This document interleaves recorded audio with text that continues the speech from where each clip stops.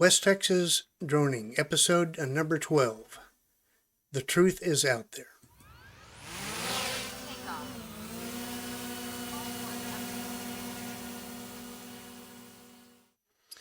Okay, we warned you this was coming. The legend of a possible UFO crash here in West Texas. It's not hard to imagine. As you can see, UFOs crashing into the earth is nothing unusual at all. According to what research has uncovered, it happens quite frequently. These beings from highly advanced civilizations possessing technologies far beyond anything we can imagine, span light years of space, or leap from one dimension or parallel universe to another through wormholes or time portholes, only to get here to Earth and then run into a hill or a water tower or a windmill or something. So what's going on here? I've been wondering if there's a popular intergalactic bar somewhere around our area and maybe the Earth is in the way of the road home. I don't know. But anyways, you can see on this list, they've crashed all over the place for years. And the records I've listed here just are 35 of those crashes, with a total of 140 alien bodies collected from all these crashes. So when I heard that one allegedly crashed here, well, we had to investigate. On September of 1949, just southwest of Mertzon, Texas, what is now known as Fur Hopper Ranch. Fur hoppers, of course, referring to ancient Native Americans, ancient mythology where the shamans or witch doctors took the shape of giant jackalopes, and we'll talk more about this later. This vehicle hit a glancing blow at the impact site and then came to rest about 900 feet away up on the side of the hill. But in that area, could some contamination from the UFO's power systems or fuel have made changes that opened a threshold or a portal to paranormal activity? I don't know. Well, here's a USGS map of the significant magnetic anomalies that occur in this area. Maybe that was a factor. At any rate, let's see what happened.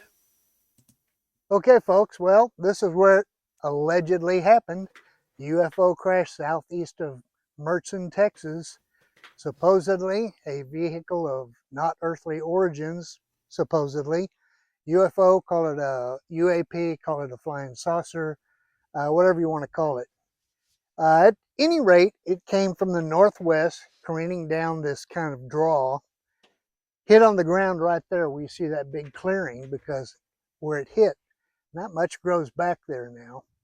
It took a skip over the trees there and came to rest at the side of the hill, just about 900 feet behind me.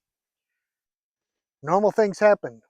Sheriff, military, sanitization, clearing out the debris, asking people don't talk about it. We don't know if they came military bases in San Angelo, Midland, Del Rio, Roswell. There was a lot of military bases back during World War II that involved aviation. And I would imagine that the sheriff might thought, well, that's a crashed airplane. We'll call the Air Force. They may not know about it. But whatever happened ensued the normal cover-up maybe. They asked people not to talk about it, and they won't. A lot of them just have never heard of it because a lot of those old-timers just aren't around anymore. But this is supposedly where it happened. What we're going to do is try to give you a tour of the area. I'm going to take the drone and I'm going to fly it from on top of the hill over the rise. We're going to bring it down and swoop down to where the impact site was, look around, then fly up and over those trees there and end up flying over and give you a little aerial view of where the UFO came to rest. And in both places you'll notice there is a marked difference in the density of the foliage and brush and coverage. We don't know why. We don't know if there was some kind of exotic fuel on board. We don't know if there's any kind of radiation involved. We've never checked the ground here with a Geiger counter. I don't have one, and I guess it'd be hard to get your hands on one. But at any rate, we'll take a look at and see what we can see, and see if we can document what happened out here. Okay, we're going to start the video. The reason for the screen recording in the lower right hand corner is I noticed some very significant ill effects that were experienced in this area as I flew the drone. You're going to see from time to time some kinds of interference in between the signal of the drone and the signal of the remote controller. The connection gets broken from time to time, and it makes some very irritating and concerning effects, and you'll see that as we fly around. We're going to start and head in toward the initial impact site and then fly up and over the trees to the resting site.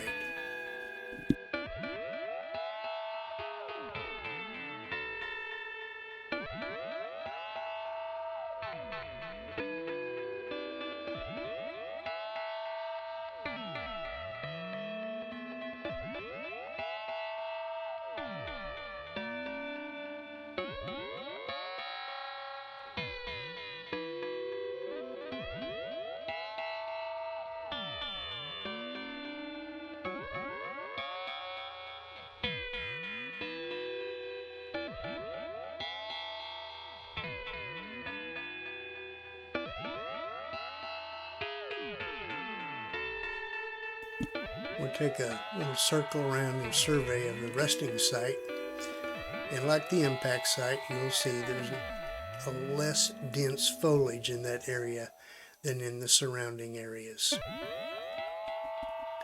You're also going to start to notice the effects of whatever magnetic or some kind of anomaly is going to start interfering with the signal between the controller and the drone.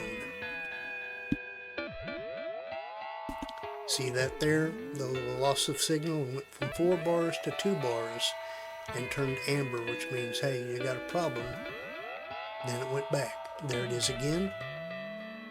Then it went back. It's no firm, hard failure of the equipment.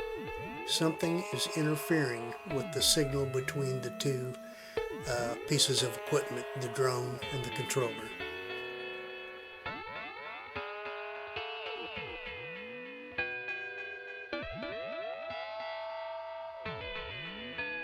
There you see it again. We're about 1,200 feet away from the controller or the home point, and it shouldn't have any loss of signal. But as you see, from time to time, you do see some intermittent interruption in the signal.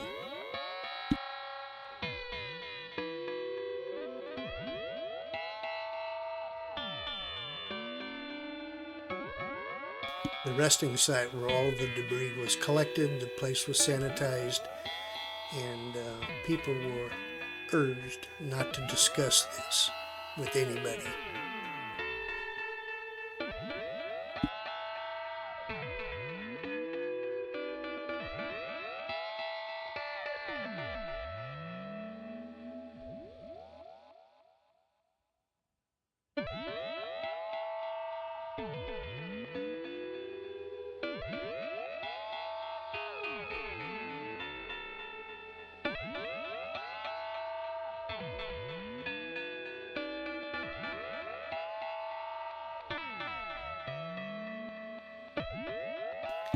I've walked both sites extensively and never found any hint of any debris left.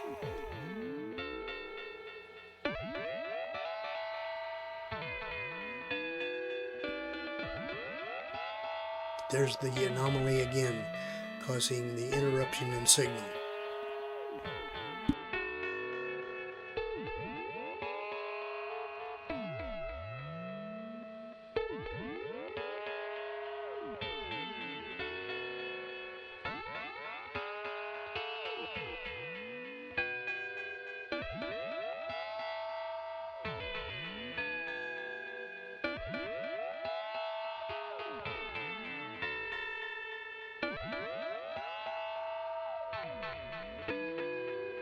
And you can see periodic fuzziness in the screen recording of the controller. It'll hang, it'll snag, it'll pause, and you'll see the warning, the little orange indicator there that we're losing signal up in the upper right hand corner of the screen video. There it is then.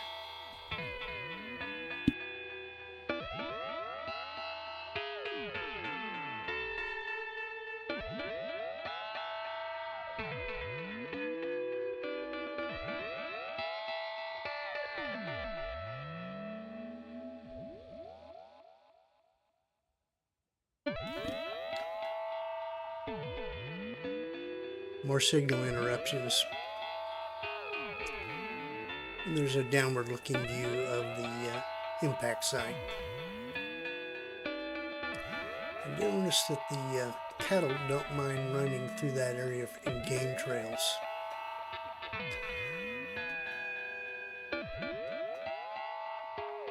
You're watching the signal strength meter, it gets even scarier here in a second.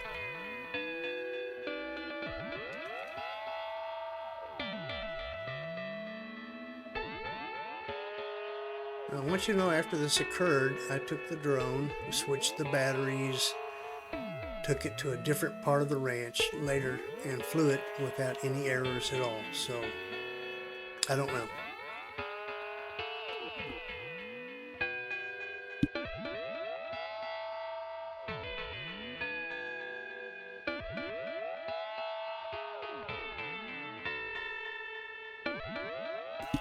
There you can see that from time to time the signal interference gets much worse. It's like the area is having an accumulative effect on the device.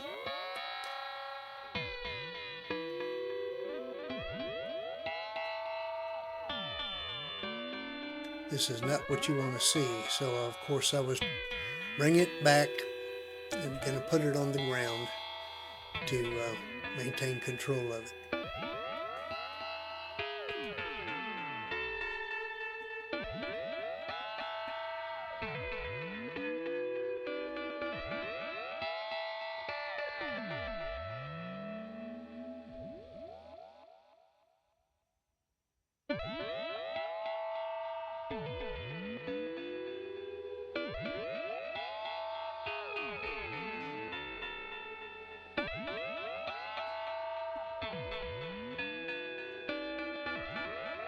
You see, I was still having the error at around just 40-50 feet.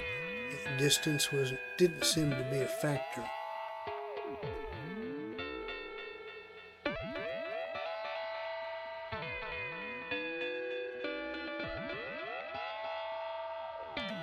They're just about to land.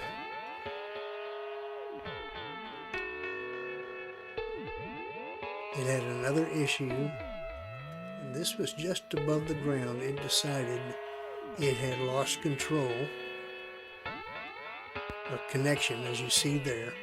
And now the program in the drone is to do a return to home, which is fly up in the air, go back to the home point and land. And I had to interrupt that because I couldn't tell what it was doing. And as I said, further test later at a different location, everything worked fine.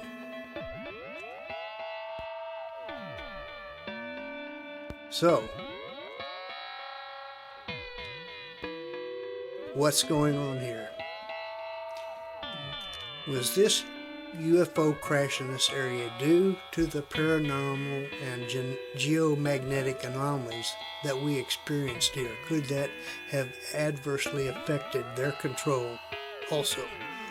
And what if the Earth's magnetic or gravitational or paranormal coordinates provide some kind of guidance to the intergalactic navigational systems? Who knows?